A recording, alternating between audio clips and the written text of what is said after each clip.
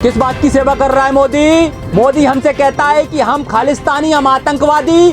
तो फिर ये बताइए, हम उसको प्रधानमंत्री कैसे माने? हम नहीं मानेंगे कोई प्रधानमंत्री, हम नहीं मानेंगे तो वो भी वो मंत्री किसान नहीं मान रहे। यार बाप बाप होता है, बेटा बेटा होता है। बेटे को जिद नहीं करनी चाहिए बाप से, हम बाप हैं। सरकार ने तो 2 करोड़ का इनाम भी घोषित किया था तिरंगा फहरवाने के लिए। बता रही थी कि वहां पर जो कोई झंडा फहरा देगा लाल किले पर, उसके लिए उसको 2 करोड़ रुपए दिए जाएंगे। जब सरकार के पास इतनी नॉलेज थी कि 2 करोड़ रुपए मिलने वाले हैं, तो फिर ये बताइए सरकार की खुफिया एजेंसी क्या तेल लेने गई थी? क्या संदेश देना चाहते हैं पूरे देश को?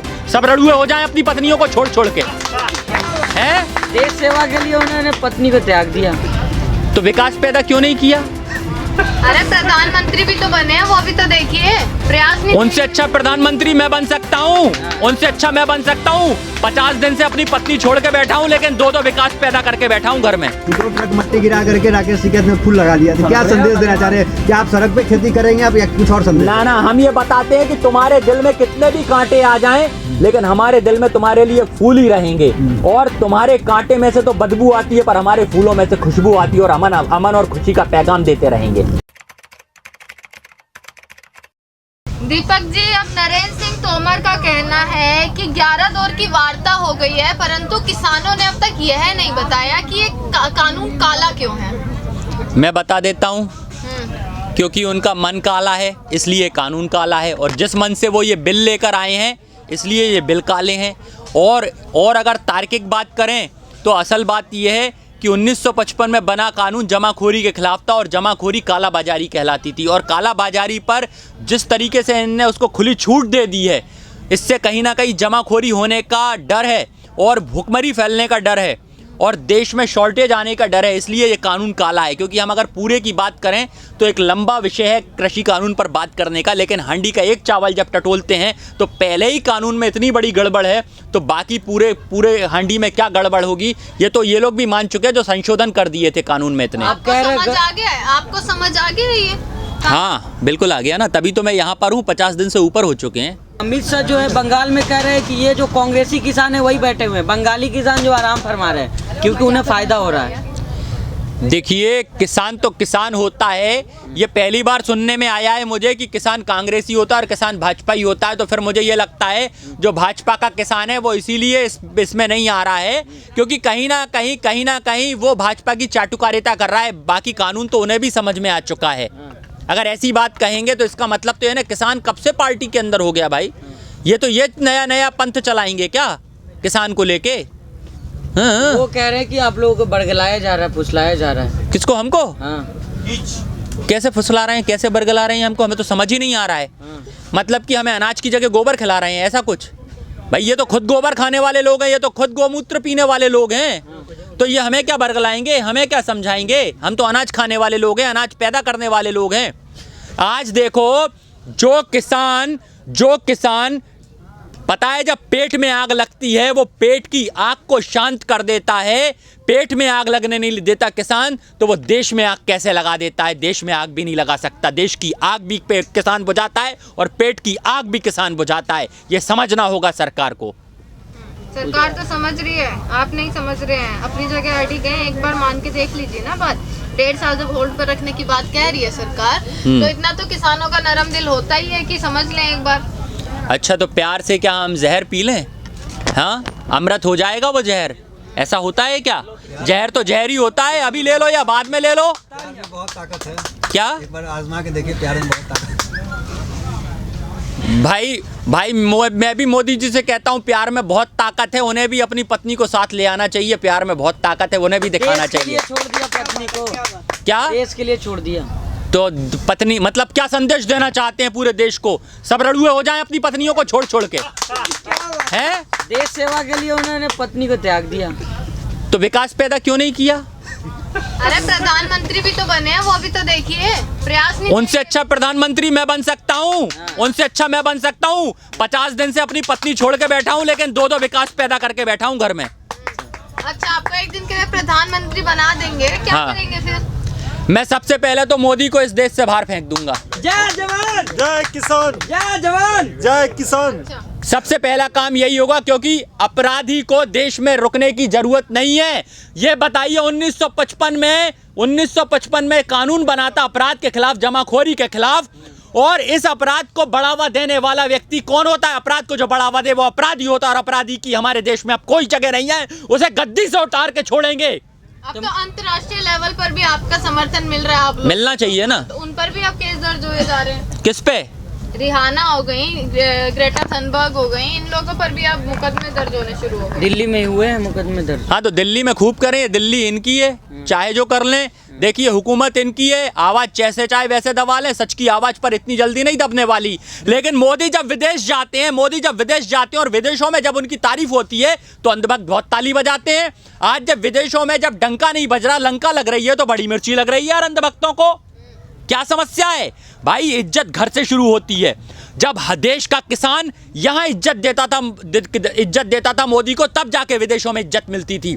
और आज जब हमने इज्जत देना बंद कर दी तो देखो विदेशों में भी लंका लग गई। विदेश में जो हो रहा है उससे समर्थन से आप खुश हैं, लेकिन आपके ही देश के जिसको आपने इतने प्यार दी, मोहब्बत दी और स्टार बनाया, वो सारे आपके खिलाफ है। चाहे अक्षय कुमार की बात कर ले, किसी की बात कर ले। क्या था, पसंद तो हम भी मोदी जी को बहुत करते थे, पर जब हमें पता पड़ा कि उनकी पत्नी उन्हें पसंद नहीं करती तो हमने कहा फिर हम क्या करेंगे पसंद करके। किस पे? प्रधानमंत्री उनके पर्सनल क्यों जाते? ये चारों माइक ले जाके मोदी आपको बुला लेंगे जब उनकी पत्नी के पास मिलने जाएंगे और बता देंगे कि मैं साड़ी लेके आया हूँ पत्नी के लिए। तब आपको समझ में आएगा ये आंतरिक मामला है या बाहर का मामला है। एक फोन कॉल की दूरी है, कह तो रहे हैं। तो फोन करो ना, क्यों नहीं कर रहे हो ये फोन? और देखो आप उनकी मंशाएं कहते हैं घुमाने वाला फोन। बहनों भाइयों, बस हम 1 घंटे की दूरी पर हैं, आप एक फोन घुमाइए। ये घुमाने वाला फोन आज चलता है क्या? नहीं चलता ना। कहां से लाए हम ये घुमाने वाला फोन? ये तो मोदी जी घुमाते रहेंगे। जो पिछले 6 साल से देश विदेश घूम रहे हैं यही घुमाएंगे, वो फोन लाएंगे कहीं से घुमाने वाला फोन। विदेशों में डंका उनका इतना बज रहा है, आप कह रहे हैं देश विदेश कहाँ बज रहा है अब डंका? अब तो वो कैनेडियाई नागरिकता प्राप्त अक्षय कुमार वो हमारे आंतरिक मामलों में दखल दे रहा है।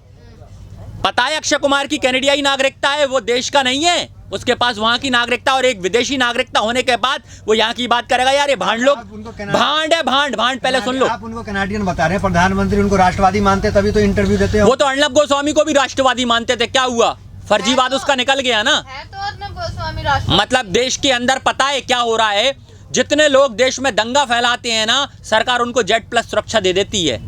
देखो कंगना, उसको मिल गई। कपिल मिश्रा, उसे मिल गई, जो पिछले साल दंगों में जिसका हाथ था कपिल मिश्रा का दिल्ली के दंगों में। मुझे समझ में नहीं आता है सरकार उसको मतलब उसको सुरक्षा देती है जो दंगा फैलाता है। तो इसलिए तो शायद हमें सुरक्षा नहीं दी। देखो हमारे पास कोई सुरक्षा नहीं है। दीप सिद्धू को तो आप बोल रहे हैं 1 लाख का इनाम घोषित कर दिया। किसने किया है? दीप सिद्धू के लिए। किसने किया है?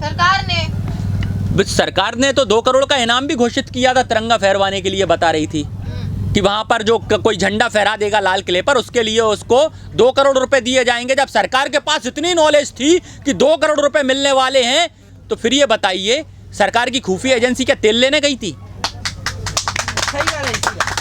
क्या कर रही थी सरकार की एजेंसी? कंगना की बात आपने छेड़ी। कंगना जी कह रही हैं कि ये लोग जब अंतर्राष्ट्रीय लेवल पर आपको सपोर्ट मिला, हाँ। तो कंगना का कहना है कि ये लोग भारत के टुकड़े करना चाहते हैं और चाहते हैं कि चाइना कब्जा कर ले भारत पर। मैं क्या कहूँ, कंगना एक तो इतनी सुंदर लड़की है ना, उसके विषय में कुछ कहने में भी थोड़ा सा अच्छा नहीं लगता यार। लेकिन फिर भी कहूँगा हमने उसे बहुत पैसे दे के उस भांड को ना बहुत ऊपर पहुंचा दिया है। और कंगना का पूरा नाम जरा संधि विच्छेद करके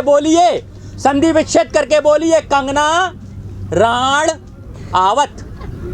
हमें पता है। और वो किसके अंगना में जावत,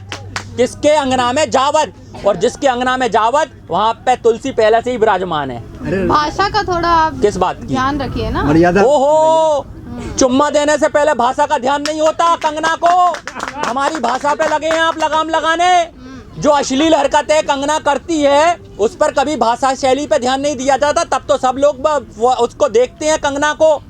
जब वो न्यूड फिल्में कर दे तो यार ऐसी महिला के विषय में क्या टिप्पणी चाहोगे? मैं कितना नंगा करूं? आपको मिल रहा है। आपने पूरा समर्थन दिया है। जब उनका छज्जा तोड़ा जा रहा था तब पूरे समर्थन में थे आप भी शायद। तब वो क्या है, भक्तों की झांसी की रानी थी, तो हमने ये सोचा यार भक्तों का मन दुखी नहीं हो, इसलिए हमने थोड़ा सा सहयोग आप कर भी तो दिया। भक्त नहीं थे ना उस समय? क्या आप भी तो भक्त? तब वो कंगना ने मुझसे कहा था कि मैं आऊंगी आपके अंगना में, इसलिए मैं थोड़ा सा रुक गया था। अच्छा। तो हर बात ये भी तो गलत है ना कि हर चीज में आप मोदी जी को ब्लेम कर देते हैं, भाजपा को ठहरा देते हैं गलत।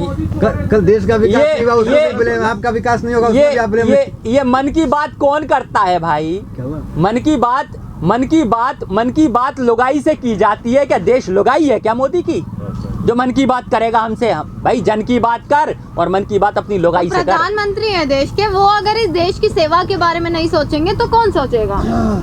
किस बात की सेवा कर रहा है मोदी? मोदी हमसे कहता है कि हम खालिस्तानी, हम आतंकवादी, तो फिर ये बताइए हम उसको प्रधानमंत्री कैसे माने? हम नहीं मानेंगे कोई प्रधानमंत्री, हम नहीं मानेंगे तो वो कि भी वो आपको मंत्री। किसान नहीं मान रहे। यार बाप बाप होता है, बेटा बेटा होता है, बेटे को जिद नहीं करनी चाहिए बाप से, हम बाप हैं। तो आपको लग रहा आप है कह रहे हैं, आप बाप है, संबित पात्रा कहते हैं प्रधानमंत्री देश के बाप होते हैं, आप उल्टा बोलते उसके हैं। बाप होंगे, उसने अपनी माँ को भेजा होगा प्रधानमंत्री के पास। कल चक्का जाम करने जा रहे हैं, इससे पहले भी आप ट्रैक्टर रैली कर चुके, भारत बंद कर चुके, हर प्रयास करके देख चुके हैं। चक्के जाम के बाद आपको लग रहा है कि कुछ उम्मीद नजर आएगी?